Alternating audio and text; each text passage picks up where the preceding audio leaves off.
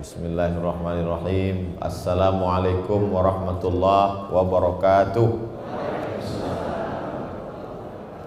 Alhamdulillah wassalatu wassalamu ala Rasulillah wa ala alihi wa sahbihi wa man da'a bi da'watihi wa istanna bi sunnatihi ila yaumil liqa'i rabbih wa ba'd. Yang saya hormati, saya muliakan, saya ta'zimi keluarga besar Yayasan Ma'had Islam Semarang. Tidak dapat saya sebut satu persatu, semuanya dimuliakan Allah Subhanahu wa taala. Amin ya rabbal alamin. Wirdun bahasa Arabnya, kita menyebutnya wirid, artinya sesuatu yang dirutinkan. Makanya kalau ada orang pengajian ibu-ibu sore-sore pun disebut juga wirid, walaupun isinya arisan. Wirid adalah bacaan rutin. Sampai ada ungkapan ulama yang agak sangat keras, saya pun segan untuk menerjemahkannya.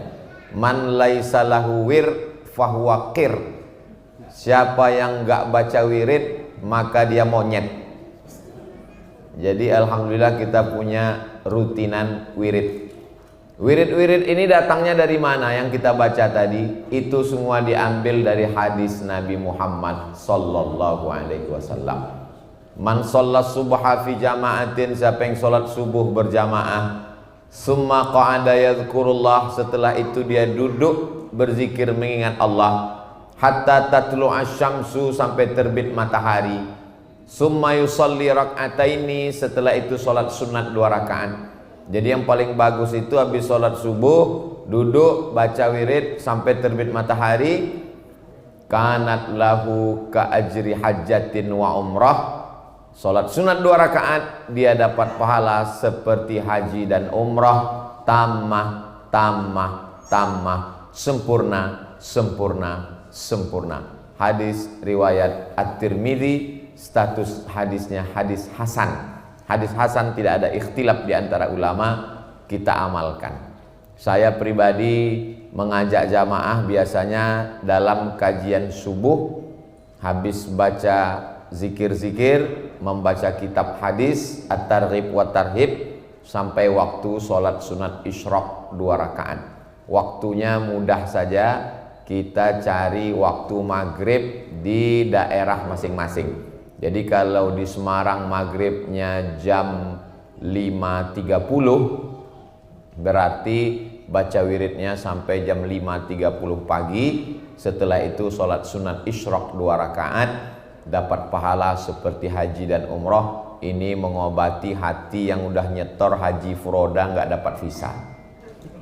Mudah-mudahan kita diberikan panjang umur, sehat badan, bisa melaksanakan haji dan umroh.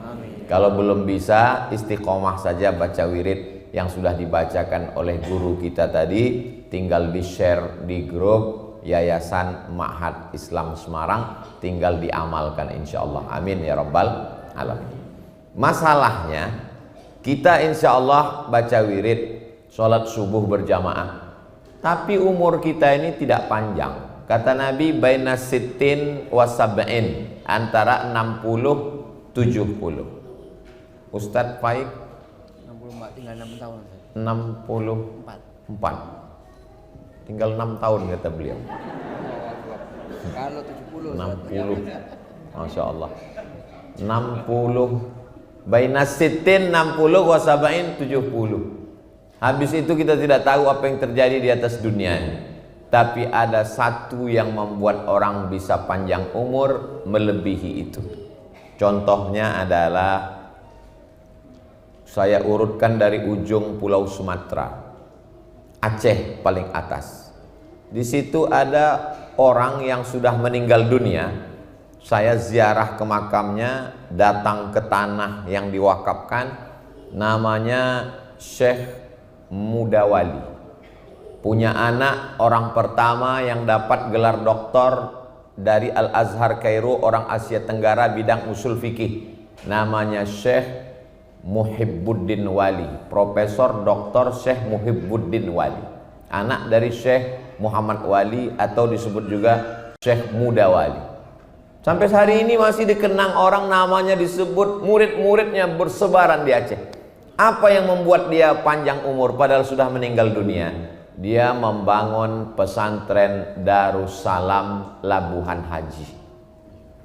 Turun dari atas Aceh, turun ke bawah Sumatera Utara. Di Sumatera Utara ini saya ziarah ke makamnya, tausiah di pesantrennya, namanya Syekh Mustafa Husain. Sudah meninggal dunia, tapi murid-muridnya menyebar. Waktu saya sampai ke sana 12.000 orang.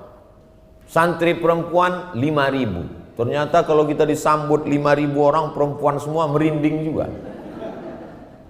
Sudah lama meninggal, tapi sampai hari ini orang Sumatera Utara menyebut murid-muridnya di UIN, di IAIN, sekolah tinggi, para asatis, Syekh Mustafa Husain membangun pesantren Mustafawiyah.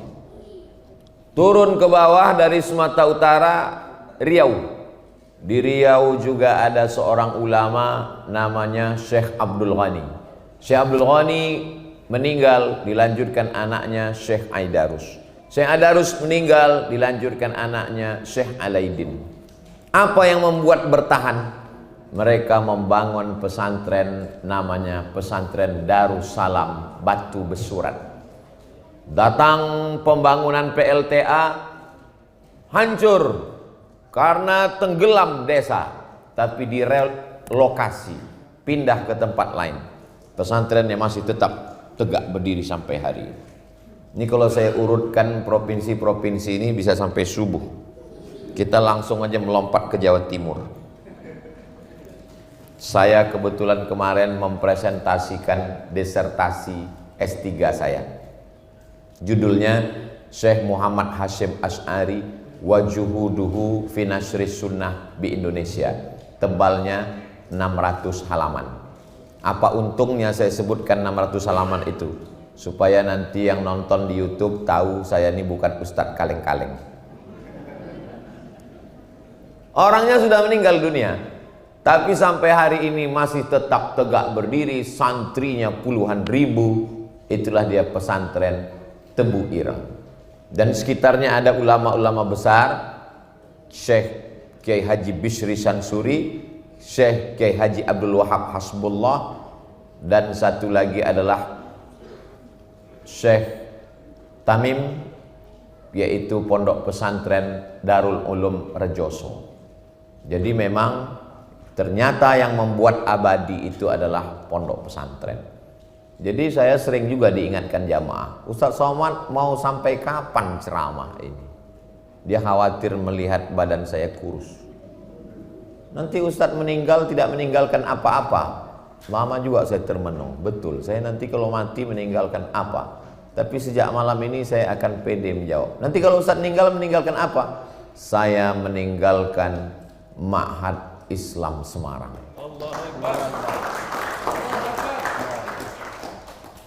Loh, apa hubungan Ustadz dengan Ma'had Islam Semarang? Oh, ada hubungannya. Mana buktinya? Ini fotonya ada, videonya ada, sedikit banyak.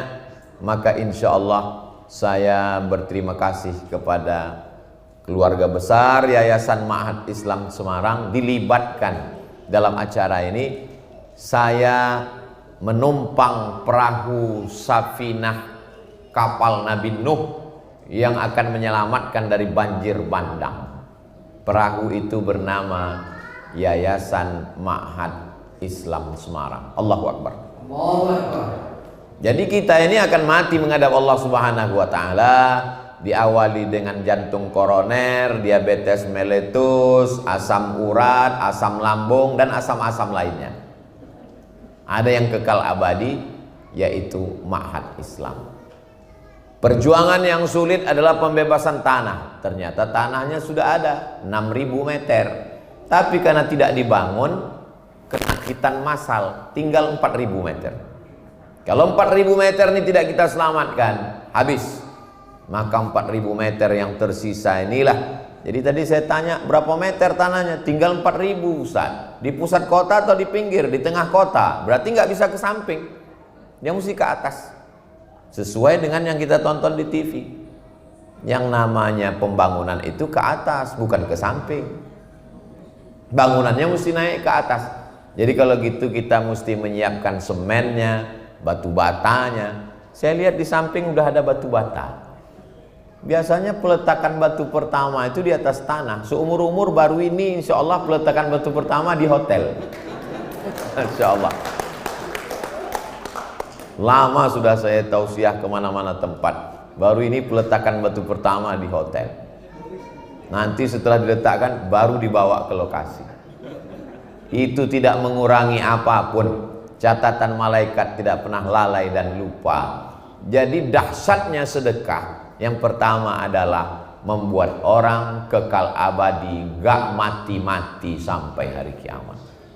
Jadi kalau ada ibu-ibu yang khawatir takut mati, kasih 100 sak semen. Insya Allah bertahan 3 bulan. Kalau mau tambah lagi, bisa nambah lagi. Bapak-bapak yang khawatir nanti kalau saya meninggal dunia Pak Ustadz, rumah saya ini nanti akan dijual, anak-anak saya, istri saya diambil brownies, brondong manis, mobil saya diambil, lalu nama saya yang ada di STNK BPKB akan diganti, pasti. Nama yang ada di surat tanah akte notaris akan diganti Badan Pertanahan Nasional, pasti. Kenapa? Karena petugas pajak nggak mau nagih pajak kepada almarhum. Nama yang kekal abadi adalah nama di Yayasan Ma'had Islam. Dan ini saya senangnya tidak milik pribadi. Yayasan Ma'had Islam ownernya bukan person, bukan orang, tapi umat. Dari umat kembali kepada umat, dimanfaatkan untuk umat. Ini sekolahnya Ustadz dari mulai PAUD, TK, SD, SMP, SMA, boarding, tahfiz Quran. Abdul Somad umurnya tak panjang. Saya sudah hitung-hitung meninggal tahun 2040. Tapi malaikat maut kan nggak datang, nggak ngasih tahu, nggak ada jadwalnya, dia nggak punya schedule. Bisa aja dia datang malam ini. Tapi alhamdulillah nama saya sudah masuk dalam tulisan keluarga besar Yayasan Ma'had Islam Semarang. Andai malam ini adalah malam terakhir bagi kita, saat kita ucapkan bismika Allahumma ahya wa amut, memang betul-betul amut, mati, maka kita tidak akan menyesal insya Allah. Yang penting transfer dulu ke nomor rekening berikut ini. Tapi bagi yang tidak mengambil bagian, maka dia hanya akan menjadi kenangan.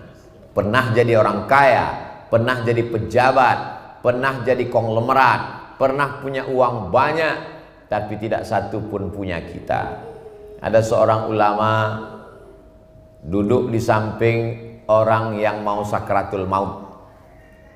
Begitu meninggal, langsung lampu lilin yang ada di samping itu dia tiup.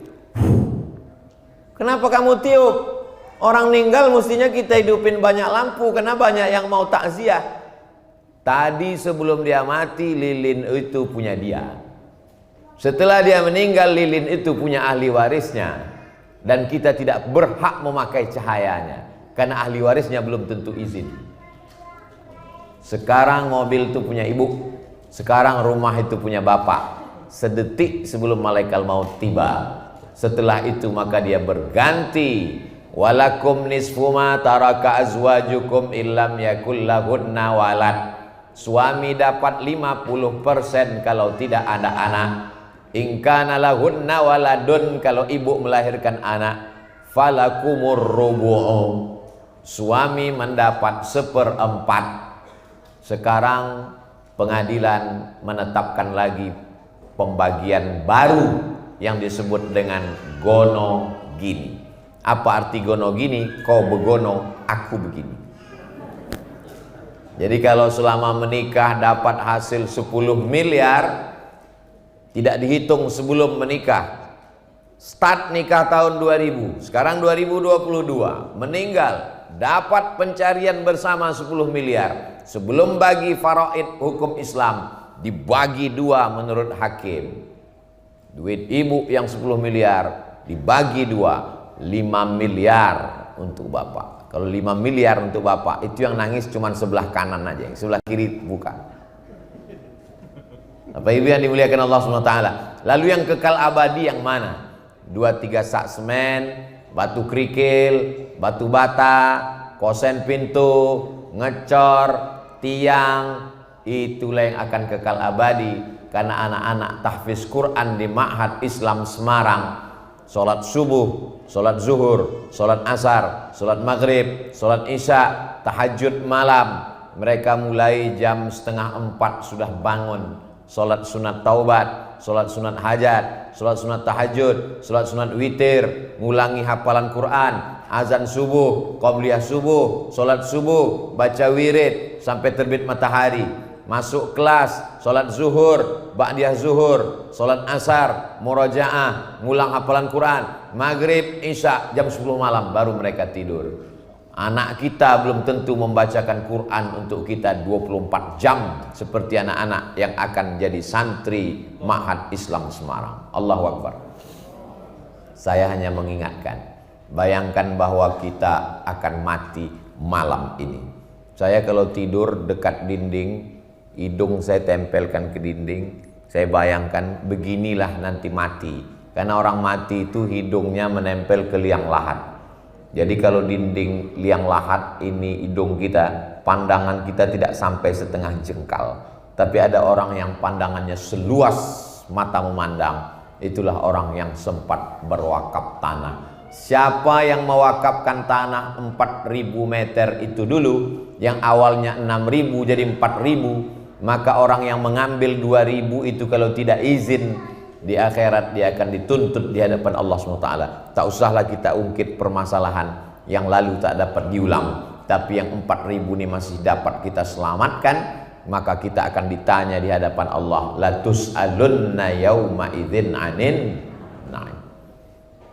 Saya kalau hanya sekedar ceramah, kajian subuh, kajian duha, kajian ibu-ibu, kajian bapak-bapak, selesai. Tapi dengan kajian malam ini kita sedang ingin membuat suatu keabadian.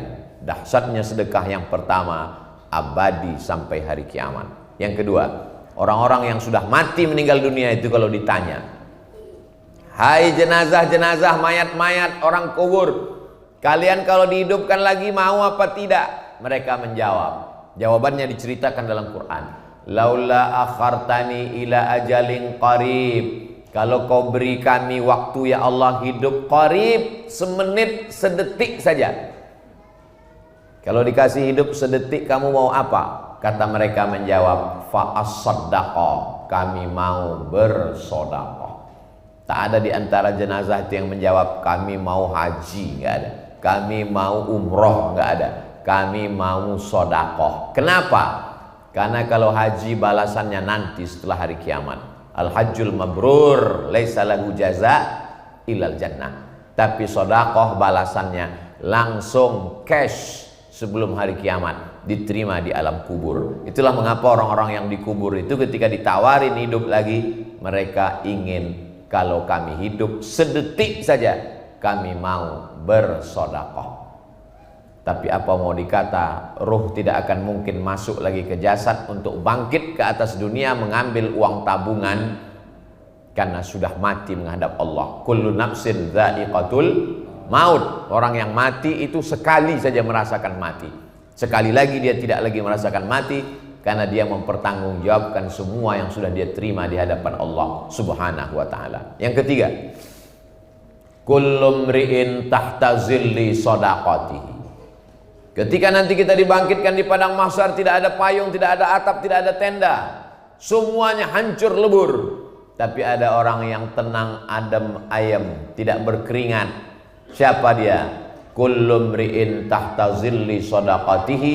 Mereka bernaung di bawah sedekahnya. Jadi bisa kita bayangkan yang berwakaf 4.000 meter yang asalnya 6.000 itu, kalau sekarang di pusat kota Semarang harga tanah kita patok saja 5 juta kali 5.000 meter kali 4.000, 5 kali 4, berarti nanti naungan dia itu di akhirat seperti tebalnya flyover. Tenang, dia teduh di bawah sedekahnya. Jadi kalau ada yang orang nyumbang 100 juta, itu juga masih semen yang tebal. Kalau 100.000 Pak Ustadz, itu tenda biru. Bapak Ibu yang dimuliakan Allah Subhanahu wa Ta'ala. Jadi banyak orang bersedekah karena kasihan. Kamu bersedekah ke pesantren kenapa? Kasihan mereka nggak belajar. Kamu sedekah kenapa? Kasihan anak-anak nggak sekolah. Jadi pandangannya itu ke bawah. Dalam Islam bukan begitu. Kita bersedekah itu bukan kasihan sama orang. Kalau kita kasihan sama orang berarti rusak tauhid kita. Seolah-olah kita yang ngasih dia. Kita bersedekah itu persiapan untuk kita. Jadi nunjuknya ke sini, bukan ke sana. Saya sedekah sama kamu karena kasihan nanti kamu nggak sekolah. Saya sedekah kamu karena kasihan nanti kamu nggak makan. Berarti kita sama dengan Fir'aun. Rezeki orang ada di tangan kita. Kita bersedekah karena kasihan diri kita, karena nggak punya naungan di padang mahsyar. Begitu mestinya pandangan, bukan ke bawah tapi ke diri kita, karena kita mati tidak bawa apa-apa. Tukang bangunan pun mati nggak bawa semen. Tukang tenda, penyewaan tenda pun mati nggak bawa tenda. Lama hidup banyak dirasa, jauh berjalan banyak dilihat, macam-macam sudah saya tengok. Sudah melihat orang meninggal di Maroko, di Mesir, di Sudan, di Indonesia, di Riau, di Sumatera, di Jawa. Belum pernah saya lihat ada orang mati membawa harta kalau dia Islam. Semuanya tinggal, hanya sampai pelataran parkir, yang dibawa hanyalah kain putih digulung seperti dodol Garut. Habis itu dibuka ikatan-ikatan, siap menghadap Allah Subhanahu wa Ta'ala. Yang kekal abadi yang mana? Ma'akalta, yang kau makan, fa'afnaita, busuk. Wa malabista, yang kau belikan pakaian, fa'ablaita, lapuk. Wa matasaddaqta, yang kau sedekahkan, fa'abdaita, itulah yang akan kekal kau bawa mati menghadap Allah Subhanahu wa Ta'ala. Yang keempat, dawu mardakum bis sadaqah, obati orang yang sakit di antara kamu dengan sedekah. Jadi kalau selama ini ke dokter spesialis udah, saya semua udah saya coba Pak Ustadz, ke dokter udah, ke medis udah, ke dukun pun udah Pak Ustadz. Mana boleh ke dukun? Man atakahinan, siapa yang datang ke dukun, fasaddaqahu bima yaqul, percaya pada ucapan dukun, falam tuqbal lahu salatun arba'ina lailah, tak diterima salatnya 40 hari 40 malam. Yang sudah bertobat alhamdulillah, yang belum bertobat nauzubillah. Tapi ada satu yang belum dicoba, dawu mardakum bis sadaqah, obati orang yang sakit di antara kamu dengan sedekah. Ketika saya sampaikan hadis ini di Masjid Islamic Center di Riau, pas di parkiran datang bapak-bapak. Ustadz Somad tadi menyampaikan hadis itu pernah diamalkan istri saya. Gimana ceritanya? Ke rumah sakit, di scan, mohon maaf, di rahimnya ada sebesar uang logam kista. Kata dokter, ini kistanya mesti dioperasi, dicopot. Nanti kalau dicopot rahimnya ikut sekalian. Berarti kalau rahimnya dicopot nggak bisa hamil lagi. Menangis si ibu. Si bapak tersenyum. Istrinya tahu hadis Nabi, dawu mardakum bis sadaqah. Dia sodakoh. Setelah itu tak lama dia pergi lagi medical check up, dicek, rupanya kista itu mengkerut, mengecil, hilang. Dokternya heran, makan apa? Biasa makan nasi. Minum apa? Minum air putih. Dokternya tak tahu tentang hadis dawu mardakum bis sadaqah. Yang Ustadz sampaikan tadi itu kami sudah mengalaminya Pak Ustadz, sehat walafiat sampai sekarang. Ada satu buku judulnya Gharaib wa Taraib. Saya terjemahkan ke dalam bahasa Indonesia, semua ada saatnya. Ditulis oleh Syekh Abu Mahmud Al-Misri, Abu Amr Al-Misri, Mahmud Al-Misri. Semua ada saatnya. Bercerita tentang orang Saudi Arabia kena penyakit, diponis dokter di Amerika, mati. Dia ingat hadis Nabi, dawu mardakum bis sadaqah, pulang ke Saudi Arabia sedekah. Setelah itu dia terakhir sekali pergi lagi ke Amerika, check up. Ternyata dokter heran, kenapa penyakitmu hilang? Kamu makan apa? Terapi apa? Enggak ada, tapi kami percaya hadis Nabi kami, dawu mardakum bis sadaqah. Diberikan Allah kesembuhan. Bagi orang yang tidak bertuhan, apa hubungan korelasi antara sedekah dengan penyakit? Tapi bagi orang beriman mudah. Innama amruhu idza arada syai'an ayyakula lahu kun fayakun. Tak ada yang sulit bagi Allah Subhanahu wa ta'ala. Yang kelima, shadaqatu sirri tadfa'u mitatassu. Sedekah menolak mati su'ul khatimah. Selama ini kita bukan main takut su'ul khatimah. Orang kalau su'ul khatimah, sholatnya nggak bisa nolong, pahala puasanya terbang, zakat infak sedekahnya melayang. Kenapa? Karena tidak diterima Allah Subhanahu wa ta'ala. Wa qadimna ila ma amilu min amalin. Semua amalmu dulu kami datangkan, lalu amalmu itu kami jadikan habaan mansura, seperti debu yang dihembus angin.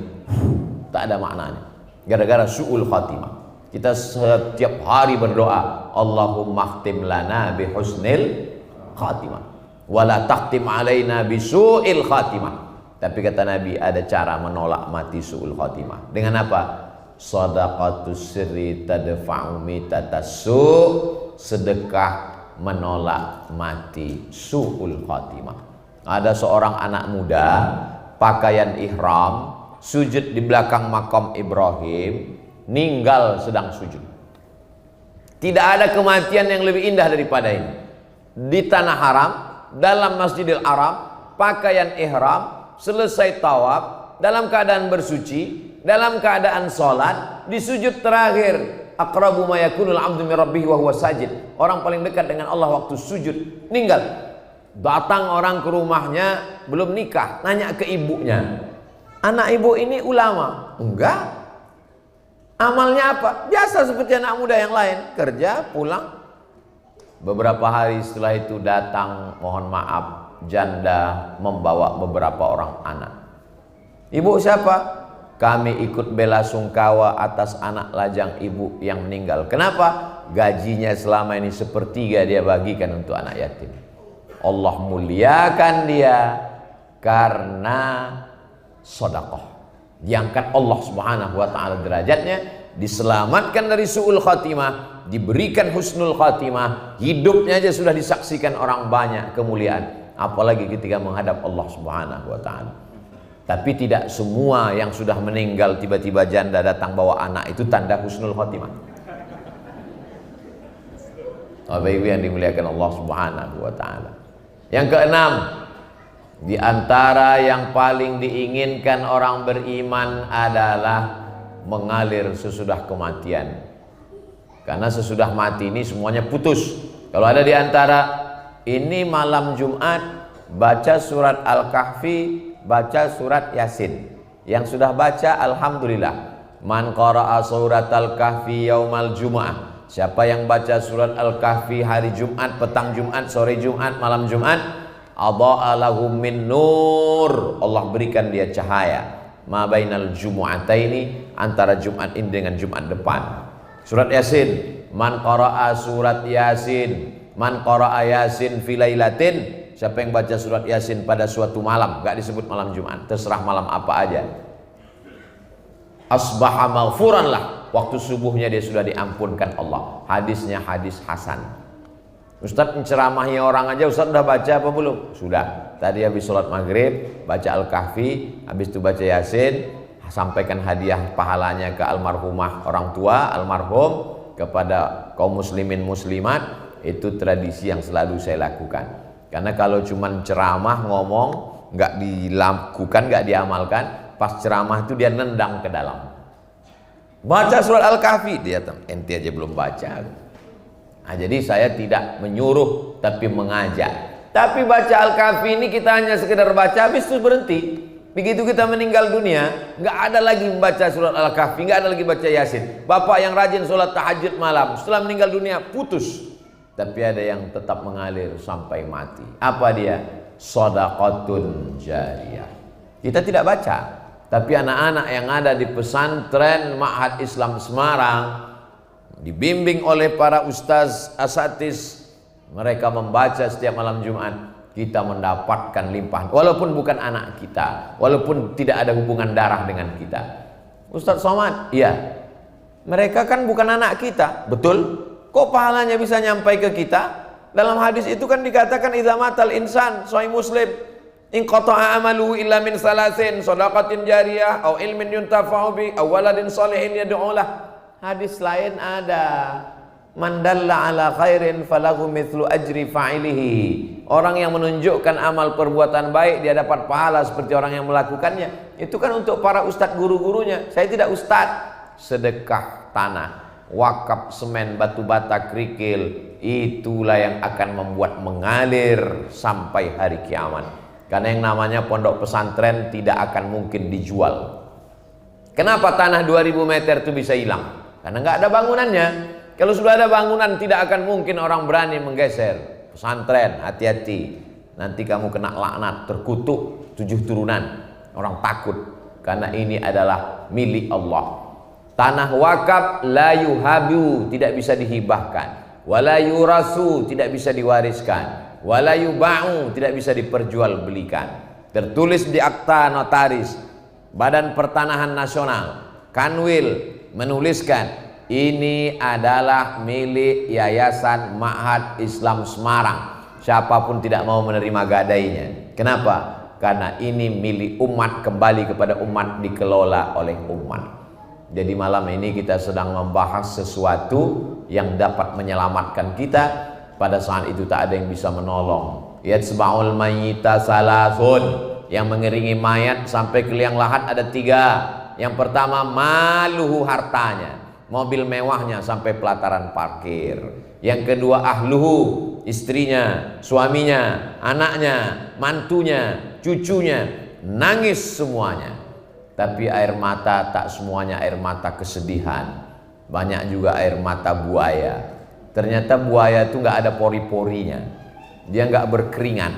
Jadi buaya itu dia kalau caranya mengeluarkan air dari badannya itu melalui satu saluran di dekat mata, maka dia mengeluarkan air, tapi bukan karena sedih, kekenyangan pun dia nangis juga. Maka disebut dengan air mata buaya. Itu buaya yang di air, apalagi yang di darat. Semua orang akan menangis dengan kepergiannya, sedih. Di hari kedua mereka mulai tersenyum tertawa. Di hari ketiga mereka mulai lupa. Tapi ada yang kekal abadi. Mana dia? Yang kita wakafkan untuk pembangunan Ma'had Islam Semarang. Ini ujung Semarang ini mesti disebut karena banyak Ma'had Islam yang lain. Bukan tidak baik, tapi ini kita khususkan. Saya berharap dalam waktu beberapa bulan ini terwujudlah apa yang dicita-citakan ini, insya Allah. Menerima murid tahun ajaran berikutnya, sehingga program pertama adalah kajian masyarakat sekitar. Jangan sampai orang tidak pandai mengaji, tahsin ibu-ibu sore, bapak-bapak, anak-anak kita selamatkan dari warnet, dari game online, dari gadget, dari maghrib ke isya, dihidupkan lagi kembali maghrib mengaji. Kalau tahun ajaran baru belum bisa dibuka karena pertengahan tahun, yang namanya maghrib mengaji mesti dibuka. Orang-orang yang mengeluhkan mahal segala macam, buka gratis. Cari pengabdian anak-anak pondok pesantren yang setahun bisa mengabdi silih berganti. Apalagi Al-Mukarram tamat dari pondok pesantren Gontor, jaringan beliau ada pondok cabang, ada pondok alumni, maka amat sangat bisa menghidupkan. Bapak ibu pula sebagiannya para alim ulama, para ustadz, para habaib, para guru, minta alumni-alumni untuk mengajar. Inilah yang menyelamatkan kita di hadapan Allah Subhanahu wa ta'ala. Saya sudah sampaikan beberapa poin. Mudah-mudahan ini mampu menggugah perasaan hati pikiran kita. Yang baik-baik datang dari Allah, yang tidak baik dari Al-Fakir Abdul Somad. Saya kembalikan ke Al-Mukarram Ustaz moderator kita. Falyatafaddal masykur.